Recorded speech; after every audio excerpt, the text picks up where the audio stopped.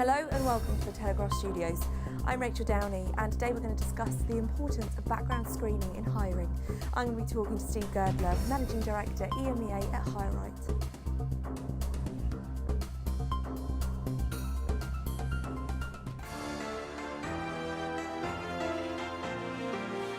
Hello Steve. Hi Rachel.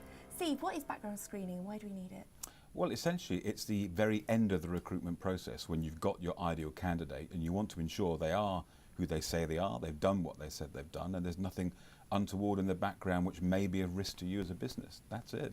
So the inaccuracies in CVs, is it at an epidemic scale? I think it's becoming that way. People are becoming less honest. I think there's a greater competition in the job market. People want that dream job, so they're prepared in many ways to do anything to get that job, and sometimes that means lying on their CV. So with that feeling of entitlement, why else do you think people do this? I think it's a cultural thing. I think it's, as I said, it's competition. I think people are really wanting that dream job. I think people feel entitled to have something. You know, celebrity culture these days, people see people with wealth, great jobs, driving fast cars, wearing wonderful clothes. They want an access to that, which is having a dream job with great money. So they'll do anything they can to get it. But haven't we all fluffed up our CVs just a little bit?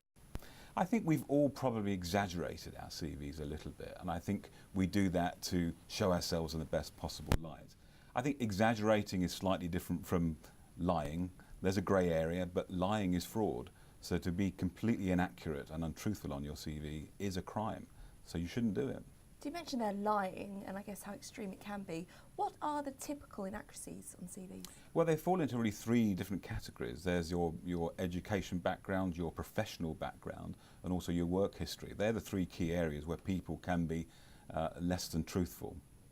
You mentioned educational backgrounds, so therefore maybe, I don't know, degree results. So is this more kind of at the start of your career, or is it more widespread?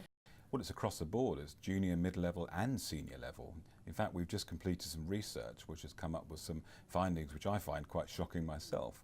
And one of those findings was that nearly a third of HR directors are aware of information which could cause a scandal because of an individual at high level who wasn't screened. And that seems utterly shocking, but when you think about that, think about what happened with Paul Flowers and the Co-op. It can happen, and the damage to that as an organisation because of the actions of an individual at high level has been catastrophic to that organisation. Do you think the rise in social media has made things better or worse? And, you know, we've got Facebook, LinkedIn, Twitter. It's all about self-promotion.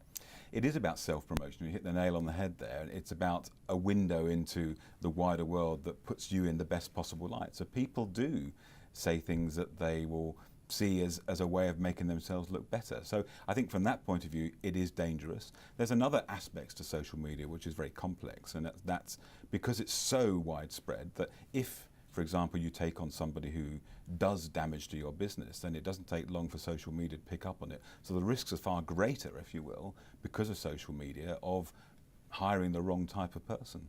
So are there any, would you say, sector or country specific needs? There are a couple, yes. So from a sector perspective, I'd say financial services have specific needs because there are regulated roles. And so most regulated roles will need to have a background check to determine that they are who they say they are, and we follow those rules for financial services. In terms of countries, yes, and this is where we come in, it's very complex. You can't do the same number of checks you do in the UK as, say, you can in other countries, particularly in Europe or around the world. So, for example, in some European countries, you can't check people's criminal and credit checks, backgrounds, in the process of recruitment. It's illegal, whereas you can in the UK. Knowing that, understanding the complexity is very important for any business when they're going to do background checks, particularly with so many cross-border recruits. Well, then let's focus on the UK. Surely companies could do them themselves. Do they need a third party? They could do. Our experience shows that they tend not to, and I've been through many jobs where I've never been reference checked. Even when I give my references, they're rarely phoned. Yes, it does happen, but what we do is gives you that process, the assurance that we're doing everything that you want us to do, and that you have a full due diligence process. That's really important, that you know it's happening. And because we have scale, because we have knowledge and contacts around the world, if, for example, your candidate has a degree at the University of Angola, we have the right contacts at the University of Angola and can contact them. Or we know who the professional body is in the UAE, where they perhaps will have undertaken their professional qualifications. We know that, so can get it done quicker. It's about scale, it's about value, it's about accuracy. So you mentioned there the procedure, the instructions from employers. How do you guys work? How does it all start? Well, I think the main thing to point out from that is all above board and transparent. How it works is you've found as an employer your ideal employee, you send them an email with a link to our site saying we will do your screening for you. We ask them to link through to our online portal where they upload all the information and supporting documents, and then we will check that. But we will only do that with that individual's permission. We won't do anything unless they give us that permission. So it's very much above board. And once we've done that, we will then complete all the checks and provide a report to the potential employer. You say it's above board and obviously you're very, very thorough, but isn't this a bit like snooping? It's not, really. And the reason I say that is what I said before, is that we won't do anything without the permission, the authority of the individual themselves. So we're always very above board and transparent. We will tell them what the process will be. We will only check the information they've given us and they've provided to their potential employer. So it's an insurance really for the employer, but also the employee as well. It's not just snooping at all. Because if you think about it, if you're joining an organisation where you know others have been checked, you know that it's a safe environment, that there aren't people who are putting you at risk as a potential new employee. So let's talk about this report. What does the report look like? Do you have any examples? Well, we do have an example. I'm sure you can see that on the screen now.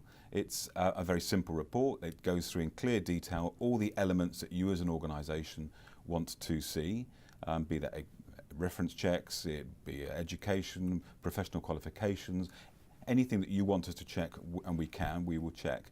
And on that report you can see what we've done to get to that point. You can see an audit trail of the calls we've made or the contact we've made with those organisations and what we found out. So it's a very simple, easy report that you can keep on file on that employee. So again, with that audit trail, you obviously go through a lot of different procedures. How long does it take to get a report? It does depend, and I say that because it depends if you have worked abroad or you've lived abroad. When you've done that, working on numerous different contacts in different countries can take a long time. But on average, if it's a UK and it's a straightforward check, it will take 15 days. So what would you say is a measure of success with this very thorough background screening? Well, I guess there's two ways of looking at it. The success is when we're almost invisible. You know the person you want to hire. They've done what they said they've done. It's very straightforward. They only contact us once online. We check it, and then you get a report saying, yes, they're good to go. That's great. Or you could argue that when we do uncover something which is of high risk, and that determines that you don't want to hire that person because they've lied on their CV, that's also a success because you've saved yourself an awful lot of trouble. Well, Steve, thank you for joining us here today at the Telegraph.